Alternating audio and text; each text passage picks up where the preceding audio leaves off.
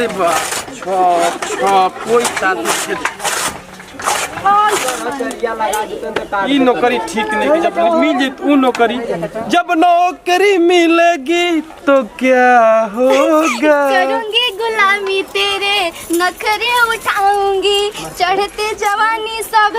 तुझ पे लुटाऊंगी। अच्छा सोच अगर मेरे पास पैसा होता सोचो जरा कैसा होता एक बंगला वाओ एक गाड़ी एक लड़की वो भी लड़की हम नहीं खेले की हम क्या हैं मान लीजिए सड़िया पहनले में तो ओकरे जींस टॉप झाड़ के चलते जी हार हमू पहन के चलते देखा तनी का पहनले बनी अरे नाती है लेकिन तू को आइले से मुंह ना तू कब करे ली से नहीं फिर गाड़ी काहे देबलिस कोनो बात मेरे गाड़ी काहे देबलिस रे नाती हूं एगो तो चोरी ऊपर से सीना जोरे मेहर के गुलाम ना बनबो कौन है तनी कौन काम करबा का जाते रे रोज रोज मिले बाबू देखो दिन चौकट से कैसे लात बही रखत तड़े एक बार कोई देनी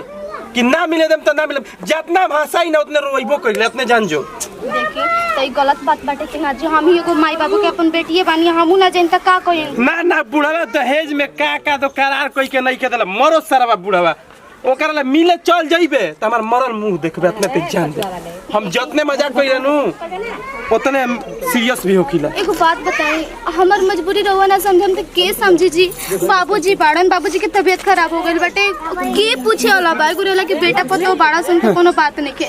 हम त मानत नहीं कि हम खुद ना जिम त हमर बाबूजी समझ लेकिन जब गांव समझ थूकी बोली तो फिर बाबूजी का सोचे ओकरा करम के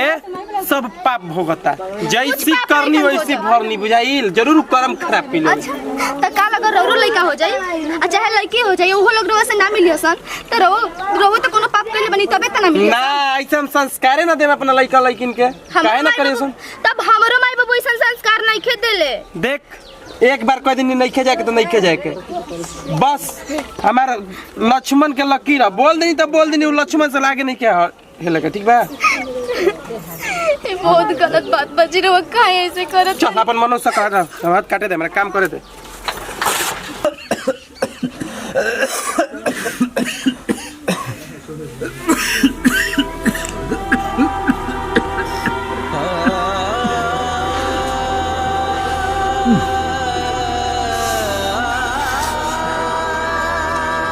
अपन लड़की के सोच के शादी करने के चलल लड़का अच्छा बा बढ़िया बा देखे में सुंदर बा लेकिन हमार लड़की भटा है एगो बाप के तमन्ना होखल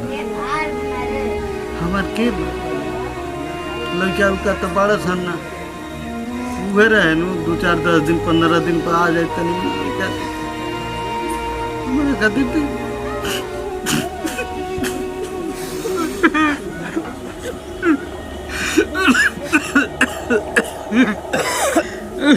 गया चाचा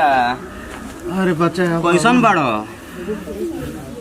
हमार लड़किया के बड़ी याद आवता तनी आ तो हाँ जब बियाह कैल तब से उहो तो मैं एक घूमे ना आइल हम सोचा तनी कि तनी ओकर मुहवा देख लेती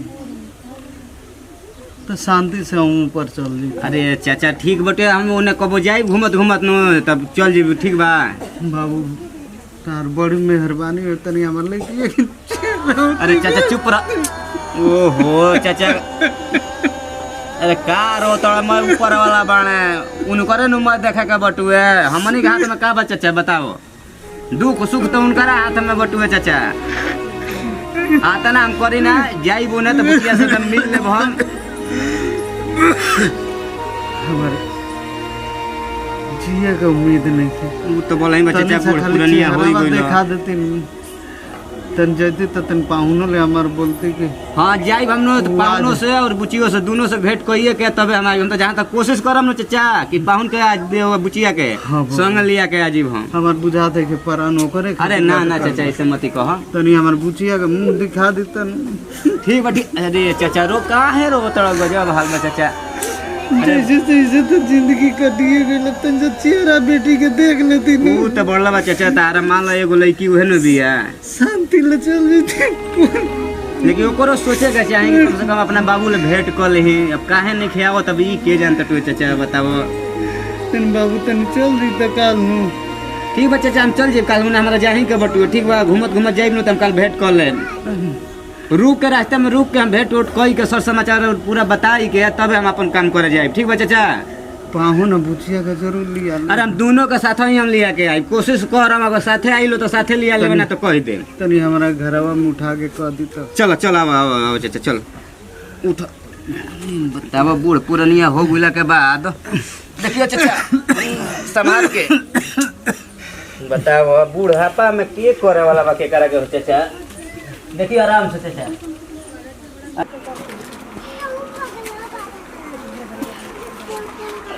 ना बाबूजी। बेटा हाँ बाबूजी। तनी आई तू तनी हम तार चेहरा देखे खातिर हम जिंदा बानी तनी आ बाबूजी जाई तू हमारा भीरी तनी बाबूजी हम तो कहते बनी बाबूजी लेकिन का करी ये कि नहीं कि आवे देख लो। तू ही नु बड़ू हमारे सब कुछ तो तू ही हो बेटा हो बेटी हो सब कुछ तो हमार तू ही हो एक बार तनी अपन चेहरा दिखा दे तू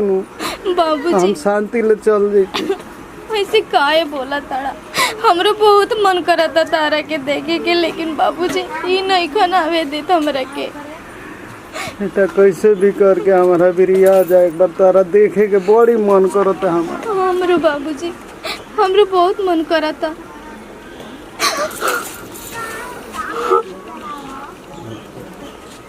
बाबूजी आज हम बाबूजी के सपना देखने कितना दिन के बाद हमरा लागत है कि बाबूजी बहुत मुसीबत में पड़ा काहे रहत तड़ू एक बार बाबूजी से भेंट करा देना जी। मन एकदम नहीं मनबू बाबूजी भेंट के लिए नहीं रहबू ना भेंट करबे करबू अभी हम बाबूजी के सपना देखनी जी बाबूजी रोत रहन हमरा से भेंट करे खातिर यार तारा बाबूजी से हम गुस्साइल बनी बियाहे में के दान जवन तय कइला ना दे बताई जी का दहेज से बढ़ हमरा से बढ़ के दहेज बाटे बताई हमरा हम तो कितना पैसा कमाएम जी बताई ना रवा को हम उतना मेहनत करके हम पैसा ना कमाएम ना ठीक कह तो आखिर बाबूजी के हमनी के सिवाय के बाटे पैसा ना, पैसा बहुत प्यार बड़ दोनों गलती। के अगर कबर में तौलम ना तो पता बा पैसा दब जाई और प्यार ऊपर हो जाई बहुत बड़ हम गलती करे जा रहल बनी ना चलो मिले आज चलो जी बाबूजी से मिले पक्का एकदम तैयारी कर लो आज चलो जी बाबूजी से मिले जब बेगो सरिया ला आ रहल जी बाबूजी भी कम से कम 2-4 महीना रहल जी उनकर सेवा कर लिया कि हमनी के सिवा उनकर के बाटे दुनिया में जौन बन जाता न मनिए के न बन जा चल अब खुश हो जा चलो तैयारी होकर चलो जी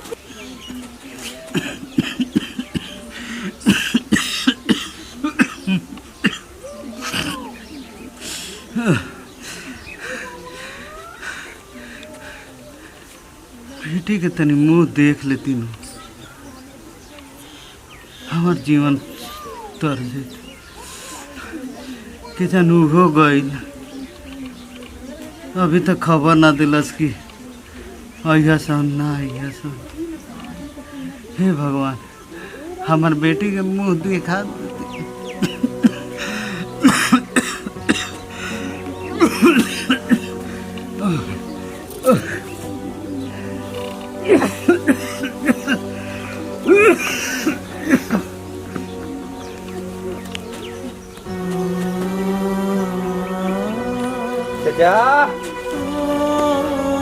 चाचा जाता नहीं हो बुचिया के हैं कुछ कहे के बा कितना सुतो तो दिनवा में चाचा बोलो चाचा बोलते नहीं चाचा चाचा अरे लो ये क्या कोला है चाचा जी अरे चाचा नहीं खाने तो क्यों बाहर है ना कौन ये पूछ दी बताए हिला टेंकर के हो नहीं के ना जी अरे वो लड़की भी है इनको वो अभी तक सोरो समाचार ले बना आइला 2-3 साल हो गए बियाह कोइला करा कैसा लड़की भी है दादा कि आज तक अपने बाप के ना देखे है बतावा हां और कोई बोला काला चाचा को हाथ लान के जाएगा तने बुचिया से बता दे बबुआ हम जाए वाला बार रहनी है ये दादा ये अभी कहा लागत तक ना हो तो मैं हमारे करे के पड़ी जादी को चाचा हो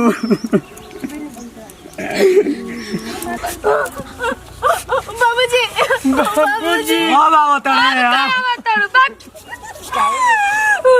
कैसा हमरे बानी जी दामाद रहो कहा लग बानी यार ससुर मार गोला ना मेहरानू के वो नजर तो मुंह ना देखे दे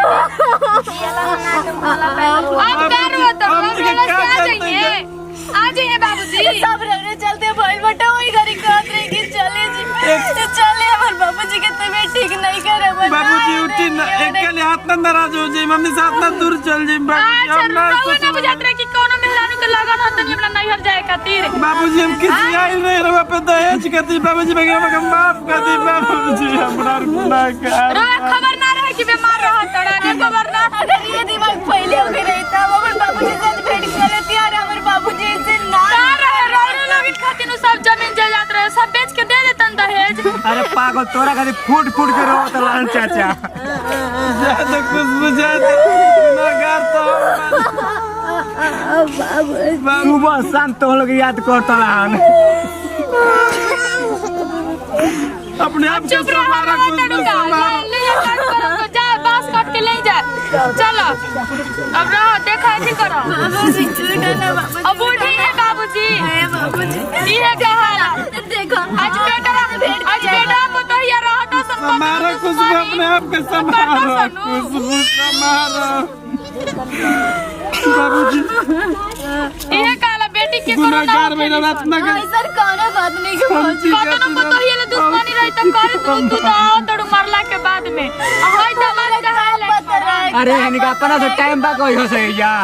बाबूजी हमरे के छोड़ के अकेले इतना दूर चल जाइए बाबूजी कम से कम गलती हम कइले बानी कम से आखिरी मुलाकात कइले रहता सब कोई के बियाह शादी होला सब ससुर अपना जाला लेके बाप माई के ना भुला जाना बुचिया बोह जासन हम नहीं के भुलाइल भैया का करी तू हनिका तना का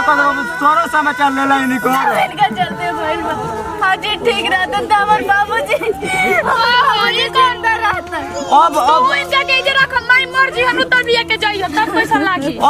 अब तो निके केहू ना बोलाई अब तो निके जीवन भोज रहसन चले चाचा मुंह बोलन शांति मिल गेला तना के तो निके अरे काहे ना कोई बताई पाहुन अनजाने में गलती भइल बा भैया अनजाने में माले को ये नु रलानी ये बुलाओ तो रलाहन अपन जीत कइले रही कि हम ससुर जब तक दे रहे तो ही के जीत में तो मैं जीत गुनी न रौरा हाय मिली बोले नु आत्मा का शांति है जा यहाँ से देखो घटना न होई बियाह भइला के बाद यहाँ के आत्मा फूट फूट के रहो तो रही दामाद खातिर बेटी खातिर लेकिन तालो के जीत पड़ल बड़ा अपन हाय उठी ना ओ उठी देखी ना उठी ना